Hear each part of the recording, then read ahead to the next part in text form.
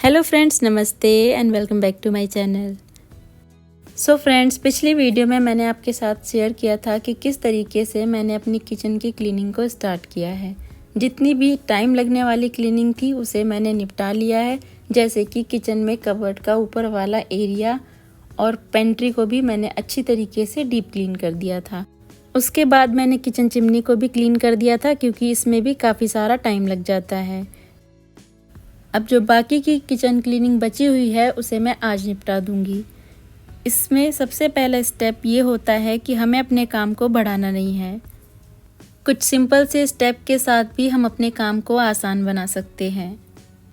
जैसे कि पूरी किचन को खाली करने के बजाय अगर हम एक एक कबर्ड की क्लीनिंग करें तो उससे हमारा काम आसान होगा, हमारी किचन भी बिखरी बिखरी नहीं रहेगी और हम अच्छी तरीके से उसे डीप क्लीन भी कर सकेंगे।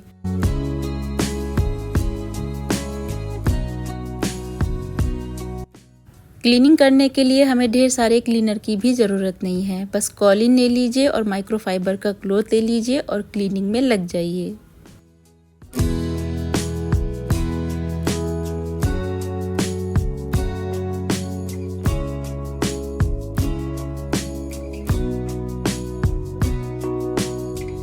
कबर्ड में लगे दाग धब्बे या फिर ऑयल के स्टेन भी कॉलिन से आसानी से निकल जाते हैं और कबर्ड भी अच्छी तरीके से क्लीन हो जाती है। यहाँ पर मैंने इसे क्लीन करने के बाद कबर्ड को अरेंज कर दिया है। दिवाली के लिए अपने घर को सजाने के लिए तो हमारे पास बहुत सारा टाइम पड़ा है, पर अपने घर की साफ़ सफाई अभी से स्टार्ट कर दीजिए, क्योंकि लास्ट मोमेंट पर डेकोरेशन तो हम आसानी से कर लेते हैं पर डीप क्लीनिंग नहीं कर पाएंगे। अगर एक दिन में किचन का काम कंप्लीट करना हो तो किचन का काम बहुत बड़ा बन जाता है, लेकिन यकीन मानिए ये सारी क्लीनिंग करने में मुझे सिर्फ 5 घंटे लगे और इसमें मैंने अपनी किचन को अच्छी तरीके से डीप क्लीन कर लिया था। अब हमें बिल्कुल भी टाइम वेस्ट नहीं करना है। घर के हर एक कोने की सफाई करना स्टार्ट कर दीजिए, क्योंकि डीक्लटरिंग करने में बहुत ज़्यादा टाइम लग जाता है और नए सिरे से चीज़ों को फिर अरेंज करना भी मुश्किल हो जाता है। तो अभी सबसे पहले मैंने क्लीनिंग किचन से स्टार्ट की है, क्योंकि किचन को मुझे अच्छी तरीके से क्लीन करना है।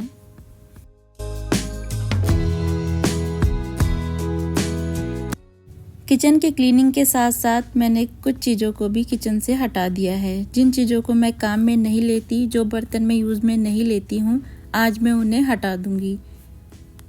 मेरे किचन में कुछ पुराने टिफ़िन वगैरह पड़े हुए थे, कुछ वाटर बॉटल थी जिन्हें मैंने हटा दिया है, क्योंकि लंबे समय से मैं उन्हें यूज में नहीं लेती थी और वो मेरी किचन में ऐसे ही क्लटर ही क्रिएट कर रहे थे।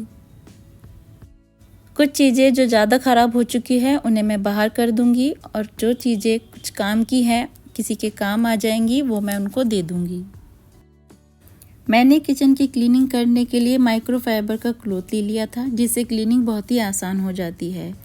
थोड़ी बहुत चेंजिंग तो हम अपनी किचन में करते ही रहते हैं, पर कम से कम जो हमारी डीप क्लीनिंग है वो तो अच्छी तरीके से निपट जाएगी।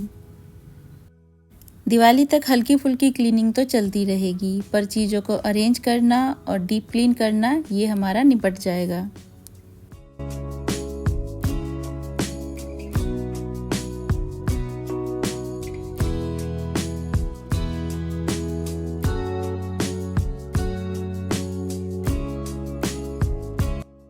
जब बात किचन की क्लीनिंग की आती है तो हमारी दालें और मसाले भी उसी में आ जाते हैं, क्योंकि इनको भी अच्छी तरीके से रखना बहुत ज़्यादा ज़रूरी होता है। इन्हें ख़राब होने से बचाने के लिए तेज पत्ते का यूज करें। अगर हमारे पास इन्हें धूप में सुखाने का टाइम भी नहीं है तो भी ये तेज पत्ते की वजह से ख़राब नहीं होंगी।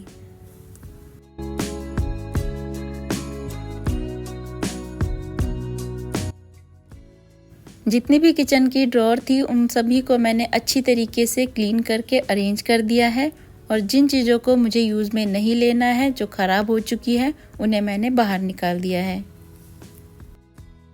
उसके बाद जितनी भी ड्रॉर वगैरह हैं उन्हें मैंने कॉलिन से अच्छी तरीके से क्लीन कर दिया है। जितने भी दाग धब्बे थे वो इससे निकल चुके हैं और किचन की जो ड्रॉर हैं वो भी बहुत अच्छी तरीके से चमकने लगी हैं। दिवाली आने से पहले अगर आप टाइमली एक रूटीन बनाकर अपने घर की सफाई स्टार्ट कर देंगे तो आप बाकी की तैयारी भी आसानी से कर सकते हैं। डीक्लटरिंग और सजावट अगर हम एक साथ छेड़ देते हैं तो किसी भी काम को हम आसानी से नहीं कर पाते हैं। मैंने यहाँ पर एक एक कॉर्नर की सफाई बहुत अच्छी तरीके से कर ली है। अगर घर में छोटे बच्चे हैं और हम क्लीनिंग नहीं कर पाते हैं तो ज़रूरी नहीं है कि हमें एक साथ ही पूरी किचन को क्लीन करना है। किचन का कोई भी एक कॉर्नर ले लीजिए या फिर कोई भी एक कबर्ड ले लीजिए और उसे डीप क्लीन कर दीजिए। इस तरीके से अगर आप 15 से 20 मिनट भी डेली अपनी किचन की क्लीनिंग में लगाएंगे तो आपकी किचन की जो क्लीनिंग है वो बहुत आसान हो जाएगी और डीप क्लीनिंग भी अच्छे से हो जाएगी। हम अक्सर फ्रिज और माइक्रोवेव को तो अच्छी तरीके से क्लीन कर लेते हैं, पर जो इनकी वायर होती है उन्हें हम क्लीन करना भूल जाते हैं, जिसकी वजह से धूल मिट्टी इनके ऊपर जम जाती है और फिर देखने में ये बहुत ही गंदे लगते हैं। इसीलिए जब भी फ्रिज और माइक्रोवेव को क्लीन करो तो उसकी वायर को भी अच्छी तरीके से क्लीन करें। ज़रूरी नहीं है कि हमें अपनी चीज़ों को कबर्ड के अंदर ही अरेंज करना है। अगर हम उन्हें बाहर रखते हैं तो उन्हें अच्छी तरीके से क्लीन करके रखिए, जिससे वो देखने में भी अच्छी लगेंगी और हमारा किचन भी साफ़ सुथरा बना रहेगा।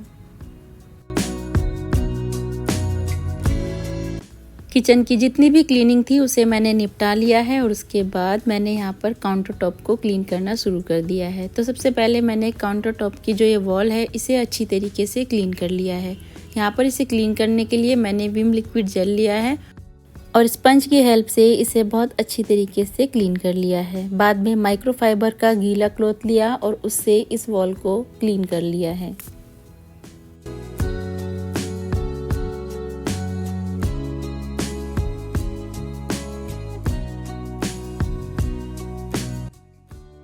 क्लीनिंग करते समय आपको अपना टाइम और पेशेंस दोनों चाहिए। अगर लगे बीच में डिस्टर्बेंस हो रही है, थोड़ी थकावट महसूस हो रही है तो पॉज लीजिए, थकान को दूर कीजिए और हल्का सा म्यूज़िक लगा लीजिए और फिर से स्टार्ट हो जाइए। सारी क्लीनिंग निपटाने के बाद मैंने गैस स्टोव को भी अच्छी तरीके से क्लीन कर लिया है। इसके बर्नर वगैरह जितने भी थे उन्हें भी मैंने अच्छी तरीके से वॉश करके सुखाने के लिए रख दिए हैं। गैस स्टोव को क्लीन करने के बाद मैंने कर लिया है काउंटर टॉप को बहुत अच्छी तरीके से क्लीन। इसके लिए मैंने वही विम लिक्विड जेल का यूज़ किया है और फिर माइक्रोफाइबर के गीले क्लॉथ से इसको अच्छी तरीके से क्लीन कर दिया है। काउंटर टॉप को मैं हमेशा खाली ही रखती हूँ, क्योंकि भरा भरा काउंटर टॉप अगर रहता है तो कुकिंग करने में फिर बहुत ज़्यादा दिक्कत होती है। काउंटर टॉप पर अगर ढेर सारा सामान हम इकट्ठा करके रखते हैं तो फिर क्लीनिंग करने में भी मुश्किल होती है, जिसकी वजह से फिर बार बार उसे हटाकर हमें क्लीन करना पड़ता है। इसीलिए मैं हमेशा काउंटर टॉप को खाली ही रखती हूँ। काउंटर टॉप को क्लीन करने के बाद मैंने किचन के फ्लोर को भी अच्छी तरीके से क्लीन कर लिया है और फिर इस मैट को लगा दिया है और इस तरीके से मैंने अपनी किचन की क्लीनिंग को निपटा लिया है।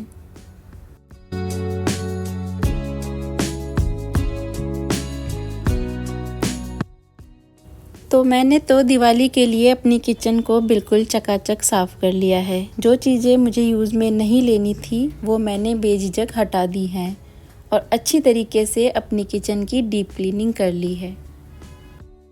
दिवाली के टाइम पर जो थोड़ी बहुत क्लीनिंग होनी है वो बहुत आसानी से हो जाएगी, क्योंकि डीप क्लीनिंग तो किचन की हो चुकी है। बहुत ज़्यादा क्लीनिंग की तो अब ज़रूरत नहीं पड़ेगी, बस इस क्लीनिंग को मेंटेन रखने की ज़रूरत है और आपकी किचन हमेशा क्लीन बनी रहेगी।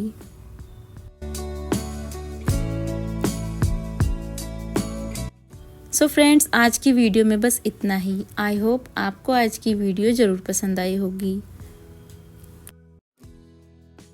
वीडियो थोड़ी सी भी यूज़फुल लगे तो लाइक ज़रूर से कर दीजिएगा। मिलते हैं ऐसी ही मोर वीडियोस के साथ, तब तक के लिए बाय बाय।